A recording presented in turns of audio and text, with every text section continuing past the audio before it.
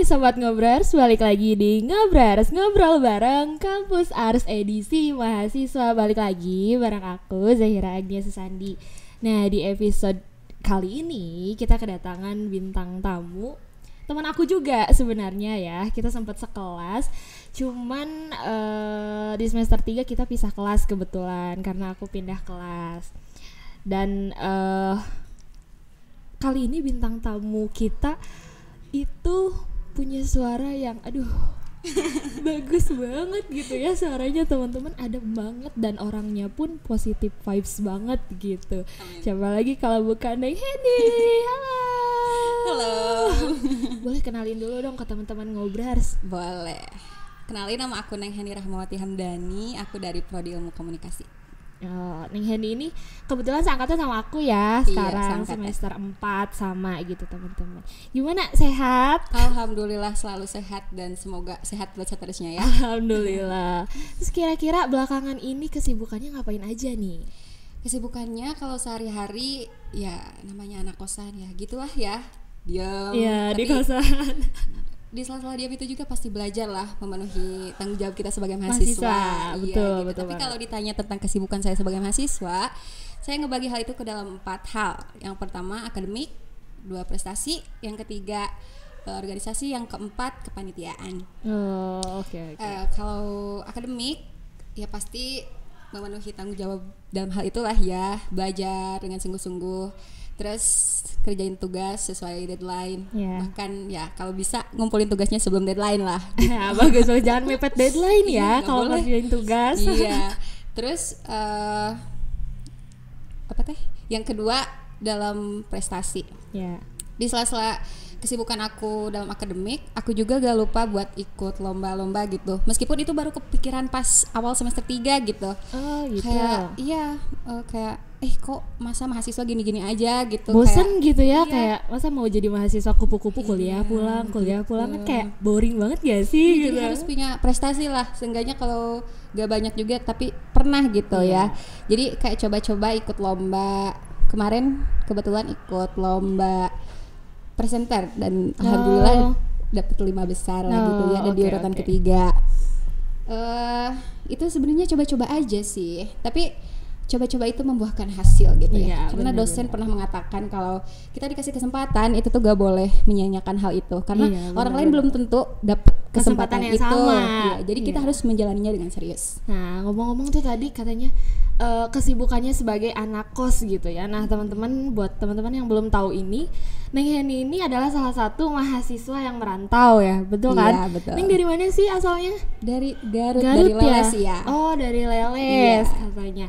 Nah, otomatis kalau misalkan anak rantau kan karena emang kita sebagai mahasiswa juga emang udah mulai perkuliahan secara offline ya.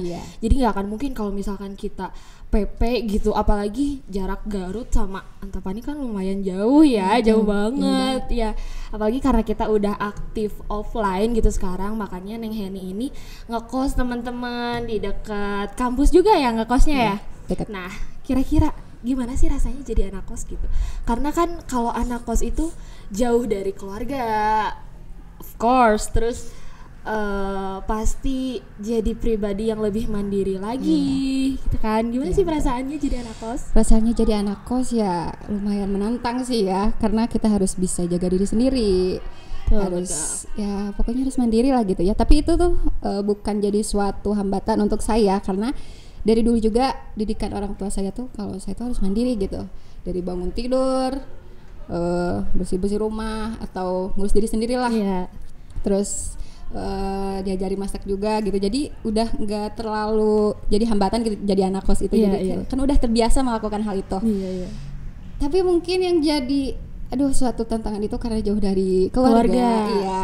Karena aku kan tipe orang yang pastinya ya mudah kangen, gitu, mudah rindu. Jadi kayak pasti ada part dimana pasti ada deh seminggu sekali aku nangis buat kangen si mama gitu, pengen pulang gitu, pengen peluk mama gitu. Itu sih yang jadi hambatannya. Yang lain dan sebagainya kalau buat cari makan sendiri gitu-gitu mah enggak lah, aman ya biasa. Karena emang kalau misalkan aku lihat-lihat nih ya, kayak dari Insta story-nya sendiri gitu ya, kayak Neng ini ada salah satu anak kos yang biasanya kan kalau misalkan anak kos tuh itu identik sama makan makanan yang instan, kayak makan mie instan yang kayak gitu, tapi dia tuh sering banget masak, temen-temen di story-nya ya, kalau misalkan kalian yang belum tahu gitu.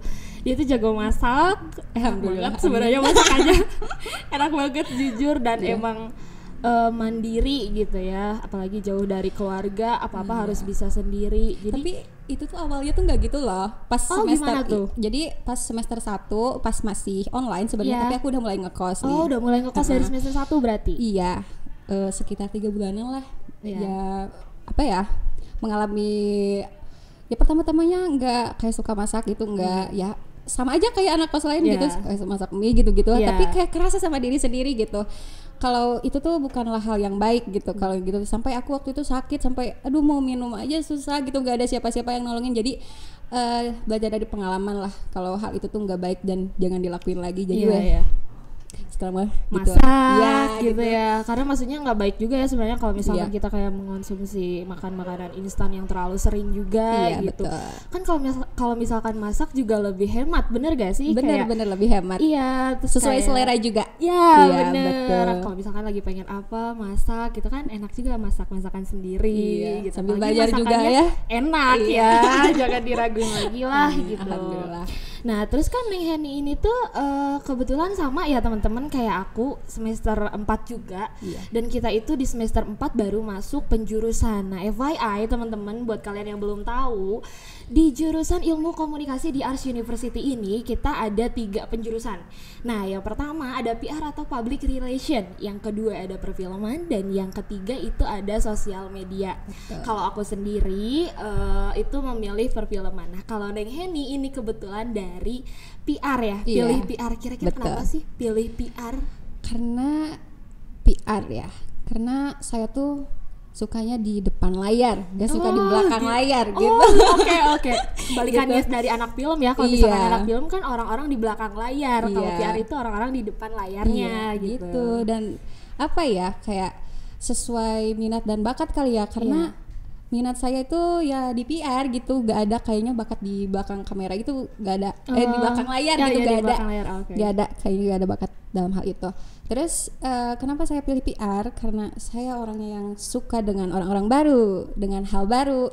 Jadi saya masuk PR. Dan apa ya, kalau jadi anak PR tuh harus humble ya kan, mau berhadapan dengan publik, orang-orang banyak, dengan orang publik, banyak. Dan kayaknya itu sesuai deh sama kepribadian aku.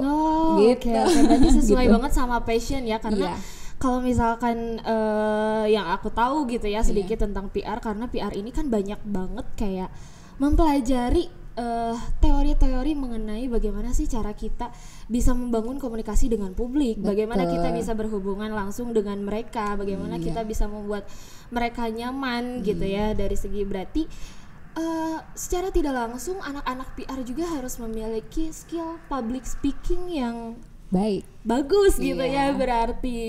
Berarti Neng Heni ini punya skill public speaking yang lumayan bagus nih. Lumayan sih ya, karena saya juga masih belajar gitu ya. Lumayan sih, dengan masuk Ilkom juga nambah skill lah gitu. Betul. Kalau apa ya, kalau dalam presentasi gitu mah ya karena itu terstruktur, kayak bisa latihan dulu, jadi itu bisa dilatih lah ya skillnya. Iya, tapi kalau dalam apa ya, berhubungan langsung dengan publik, ngobrol langsung depan publik itu pengalamannya belum banyak. Jadi masih harus belajar masih butuh belajar juga. Ya betul. Dengan itu pun menjadi kesibukan saya kayak ikut organisasi, tapi organisasinya enggak yang terlalu hektik sih, karena yang santai-santai gitu ya. Enggak kura-kura juga saya enggak sih ya. Tapi emang apa ya, hal itu tuh dibutuhin gitu. Soalnya Anies Baswedan pernah mengatakan gitu ya. Apa tuh? Jadi gini katanya, belajar di kuliahan itu ibarat kita belajar di kolam renang. Jadi kita udah tau lah ukuran kolamnya kayak gimana, luasnya kayak gimana, gitu. Tapi kalau udah lulus berkaitan dengan masa depan, itu tuh ibarat kita belajar di lautan luas. Jadi kita belum tahu medannya kayak gimana, tantangannya kayak gimana, dan itu tuh yang nyebabin kita harus ikut organisasi kepanitiaan yang berhubungan langsung dengan publik, dengan apa yang kita cita-citakan gitu. Nah waktu pertama kali masuk ke PR nih, kira-kira ada kendala nggak sih atau culture shocknya tersendiri gitu, kayak wah PR ternyata kayak gini ya gitu, yang kamu tuh belum tahu dan begitu masuk ke PR kayak kaget gitu. PR enggak sih, gak terlalu kaget karena udah tahu gitu. Karena udah dari sebelumnya mungkin udah mempersiapkan gitu, udah direncanakan juga karena ya udah tau lah yang bakal dipelajari itu kayak gimana gitu ya. Pastinya buat artikel, buat jurnal, belajar ngomong lagi lah gitu pokoknya. Berhubungan sama teori-teori mungkin ya. Nah gitu. Kira-kira di PR itu ada berapa mata kuliah ya? Ada 8. Ada 8. Ya setara dengan 22 SKS mungkin. Punya mata kuliah favorit gak sih? Ada gak nih yang kayak wah kayak kamu tuh interesting banget gitu sama mata kuliah ini, dan kalau misalkan tiap mata kuliah ini ada tuh pasti langsung kayak semangat gitu atau kayak gimana gitu, ada nggak? Sebenarnya ada sih, cuman belum tahu itu favorit atau enggak gitu ya. Soalnya kan baru masuk juga kan, kita baru 1 minggu pertemuan gitu ya. Baru masuk ke minggu kedua perkuliahan. Iya, tapi kayaknya aku udah, wah ini kayaknya aku bakal suka deh gitu. Itu tuh ada matkul komunikasi antar budaya. Iya, kenapa aku suka itu? Karena kan tadi sesuai dengan saya yang tadi bilang, kalau saya tuh menyukai hal-hal yang baru.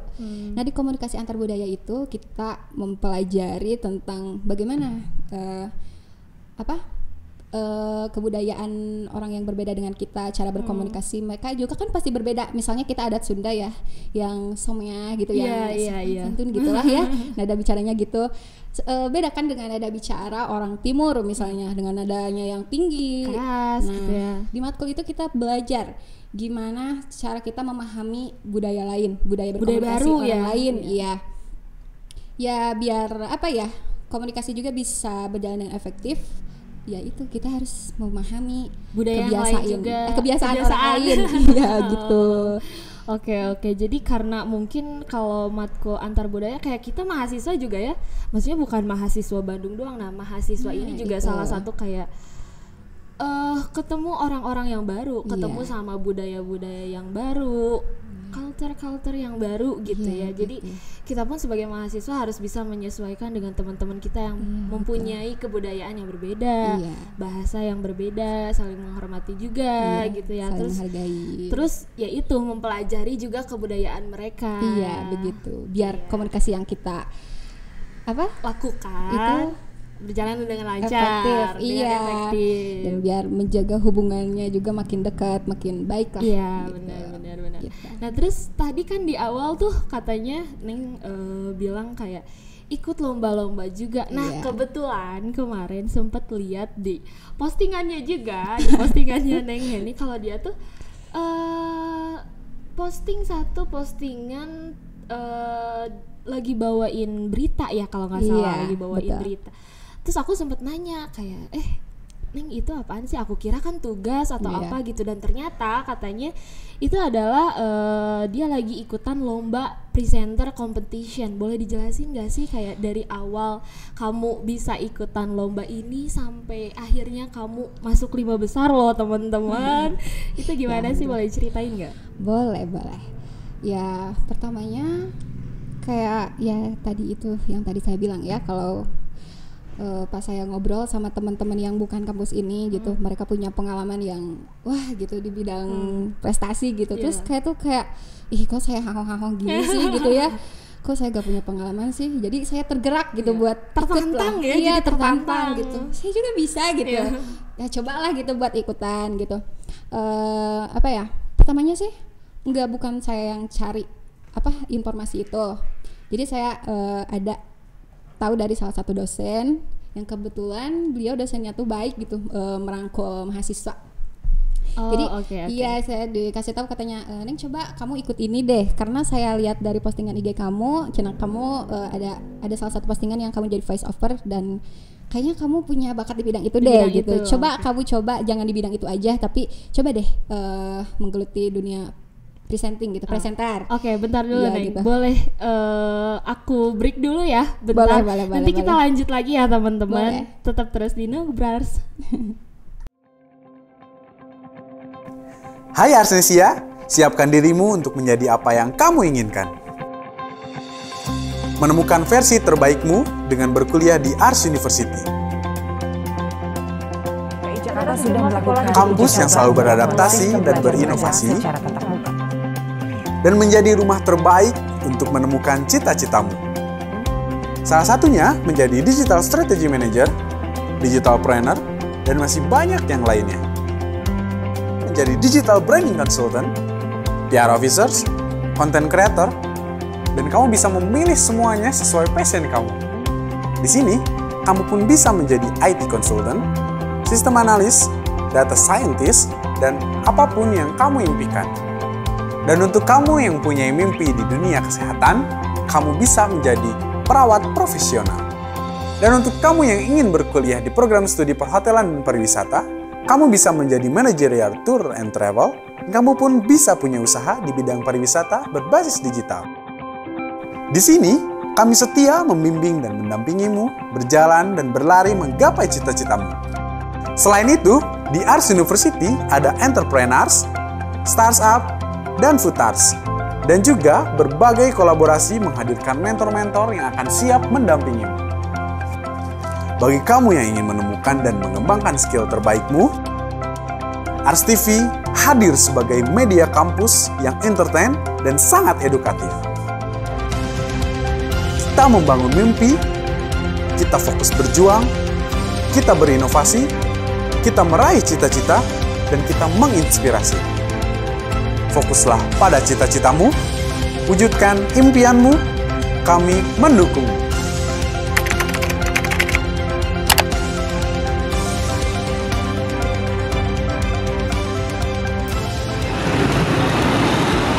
You are? Yes, we are.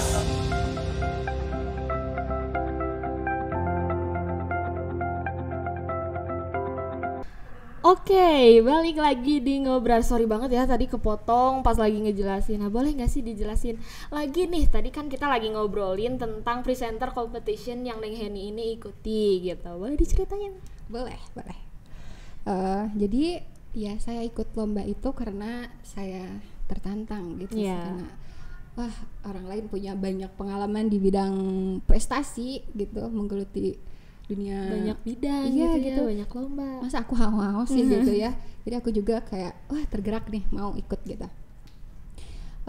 Terus kan itu tuh sebenarnya informasinya tuh bukan aku cari sendiri gitu, bukan. Oh gitu. Iya, aku dapat info itu dari salah satu dosen yang kebetulan beliau itu dosennya baik gitu ya, terus merangkul mahasiswa-mahasiswa Siapa gitu. tuh? Ada deh, mau aku kasih tahu Gak gitu. apa-apa, kasih tahu aja, gak apa-apa, kasih tahu aja. Iya, ada Pak Iwan namanya. Dia tuh Oh, baik oke. gitu, Iya, suka iya. ngasih tahu kalau ada lomba-lomba gitu. Info-info ikutin, gitu iya. ya, iya. Ikutin. Ya jadi, nah dia tuh gini ya katanya. Iya coba aja ikutin ini lomba presenter ini. gitu. Soalnya cina saya lihat postingan IG kamu tuh ada salah satu postingan yang dimana kamu jadi voice over cina gitu. Terus saya rasa kamu punya bakat deh di bidang itu gitu. Tapi kamu coba deh nggak dalam hal voice over aja, coba kamu geluti di bidang presenter gitu. Ya jadi aku ikut aja deh. Tapi sebenarnya pas pertama tuh kayak ikut jangan ya gitu. Masih kan. ragu-ragu gitu Iya, ya. ragu terus kan aku belum pernah juga gitu. Tapi justru cina karena hal itu kamu tuh harus tertantang untuk mencobanya gitu. Iya. Biar itu jadi pengalaman gitu buat kamu. Iya, benar-benar. Ya ternyata ya aku ikut aja gitu, udah itu biasa pendaftaran, terus produksi karena kan itu lombanya online gitu ya, jadi dibagi 2 sesi gitu. Okay. Pas penyisihannya online dan pas itunya offline gitu. Nah pas penyisihan tuh kebetulan aku juga dibantu Ars TV loh. Oh iya? Buatnya iya, dibantu Ars Iya. TV juga. Iya. Udah itu kirimin di posting di IG dan ternyata alhamdulillah gitu ya, Iya. pengumumannya 5 besar gitu. Oh, masuk 5 besar Iya, ya. dan di urutan ketiga gitu. Wah kayak kok yang awalnya coba-coba kok dapat sih, kok ini rezekinya Iya. gitu. Ya jadi makin kecanduan lah buat jadi semangat iya, gitu ya, kecanduan jadi buat ikut-ikut lomba gitu. Iya gitu, jadi ya itulah gitu. namanya gitu. Jadi buat Oke. kalian ya apa ya, cobalah ikut-ikut lomba, karena apa ya, itu tuh jadi pengalaman kita yang buat memperindah CV juga. Iya, betul, Selain betul, buat betul, pengalaman betul. diri kita, itu memperindah CV juga, Iya. biar ntar HR itu tertarik gitu Iya. ya gitu. Dan kalau bisa sih kalian cobanya dari semester 1, coba kalian rancang deh, Explore rencanain. mungkin ya, Iya. harus lebih banyak explore di bidang Iya, apapun itu, jangan takut betul. buat memulai ya teman-teman. Jangan berarti takut juga buat mencoba gitu. Oke. Gitu. Nah, kira-kira nih, Neng kan masuk PR nih ya. Ya. Kita berandai-andai dulu lah ya, maksudnya siapa tahu kan suatu hari nanti bakalan tercapai gitu ya, dikabulin sama Allah gitu. Amin ya. Ya Allah ya Rabbal Ya, Alamin. kira-kira nanti setelah lulus gitu, kamu pengen jadi apa sih, atau pengen kerja sebagai apa gitu? Iya. Cita-cita atau wishlist kamu yang paling atas tuh apa gitu? Wishlist aku yang paling atas setelah lulus itu, aku pengen kerja di salah satu perusahaan profit Ya. ya, terutama ya jadi human research-nya ya. Oke. Jadi Unilever gitu. So, Oh. aku pengen di sana. Ya doain ya oke, Kak, oke. biar Iya. Semoga bisa ya. Iya, Semoga amin. amin. Dan aku juga udah mempersiapkan hal itu gitu, dengan kan itu syaratnya tuh ya pasti IPK harus gede, iya. skill komunikasi, pengalaman organisasi atau pengalaman ikut lomba-lomba atau apa, itu pasti harus ada. Terus yang belum aku geluti itu dari syarat itu tuh ikut ini apa ya, les bahasa Inggris, soalnya harus ada tes TOEFL gitu loh. oke, Kalau oke, di perusahaan profit gitu tuh pasti ada harus tes TOEFL. Dan aku tuh belum menggeluti hal itu, tapi mungkin kedepannya bakal Mau ya Iya, gitu. Oke. gitu. Semoga wishlistnya dan harapan-harapan kedepannya itu bakalan terkabul ya teman-teman. Kita sama-sama aminin ya, yang ada di rumah juga, amin. Aminin dong, Makasih guys. banyak ya nih, Iya. ini udah mau mampir ke podcast Ngobrars bareng aku ya, tentunya di Iya. episode kedua ini. Oke teman-teman, makasih banyak ya yang udah stay tune dari awal sampai akhir video. Kita dari tadi udah asik banget ngobrol nih ya. Asik banget Ya, apalagi pokoknya- sama Kak Jahira mah asik banget. Semoga kita bisa ketemu lagi di Ngobras episode selanjutnya ya. Makasih banyak ya. Oke, Sama-sama. makasih banyak juga buat teman-teman yang udah stay tune dari awal sampai akhir pembicaraan aku. See you di episode Ngobras selanjutnya. Bye